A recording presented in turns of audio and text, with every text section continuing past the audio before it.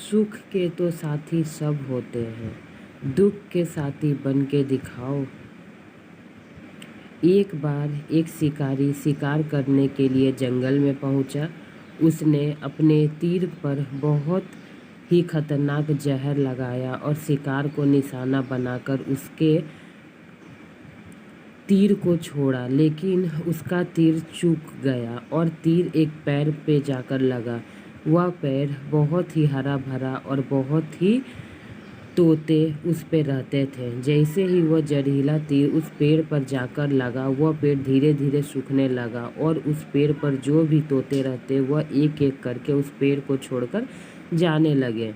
उस बड़े से पेड़ के कोटर में एक बहुत ही बूढ़ा तोता रहता था, जो बहुत ही धार्मिकता और अच्छे मन का था। सभी तोते उस पेड़ को छोड़कर जाने लगे थे, लेकिन वह बूढ़ा तोता नहीं जाता। दाना लेके आता और उसी कोठर में आकर बैठ जाता था, परंतु उस पेड़ को छोड़ने को तैयार नहीं था। बूढ़े तोते के साथियों ने कई बार आकर उसे समझाया कि यह पेड़ सूख रहा है और किसी दिन गिर भी जाएगा, चलो किसी और पेड़ पर चल कर रहा जाए, परंतु वह बूढ़ा तोता वहाँ से जाने को तैयार नहीं हो रहा था। अब यह बात देवराज इंद्र तक पहुँची।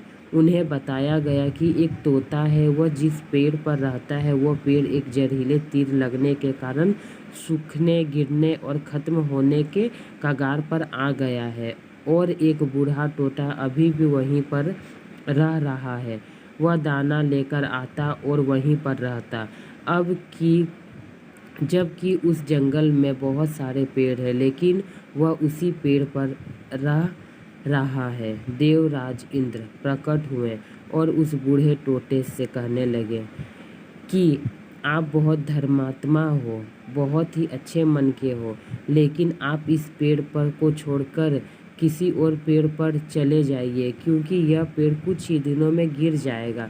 तालाब के पास में बहुत है बड़े बड़े हरे भरे पेड़ हैं, बड़े बड़े कोठर है, उन पेड़ों पर फल भी लगे हुए हैं, वहीं पर तोड़कर खा सकते हैं, परंतु यहाँ से आप चले जाएं। तोता बोला, माफ़ कीजिए, इस पेड़ ने मुझे जीवन दिया है, शिकारियों में मेरी रक्षा की है, हर मौसम में मेरे साथ रहा है।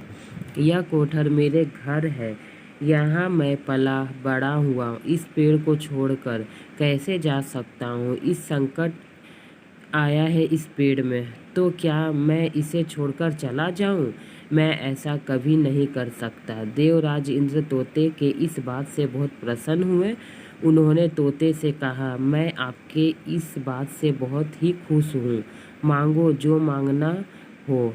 उस बूढ़े तोते ने कहा, मुझे बस इतना मांगना है कि जिस पेड़ ने मुझे जन्म दिया, जहाँ मैं रहा पला बड़ा, जिससे आप मेरे जन्मभूमि कह सकते हो, आप इसे फिर से वैसे ही हरा भरा कर दो जैसे यह था। देवराज इंद्र ने अमृत से उस पेड़ को सींच दिया और पहले की तरह हरा भरा कर दिया। अब वापस से उस पेड़ पर आकर के बाकी तोते लगने लगे और बूढ़ा तोता कुछ समय तक और जिंदा रहा, फिर उसकी मृत्यु हो गई और वह स्वर्ग में चला गया। यह कहानी हमें सिखाती है कि जब भी किसी इंसान का बुरा दौर आता है तो इमोशनलिटी वह टूटा हुआ होता है, उसे किसी के सहारे की ज़रूरत होती है, किसी की आवश्यकता होती है।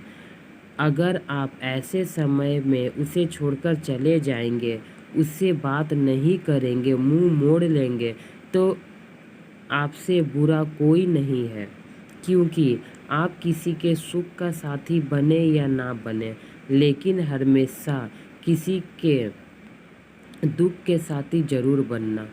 यह कहानी से मुझे यह सीख मिलती है कि बुरा वक्त में किसी का साथ दो ना छोड़ो।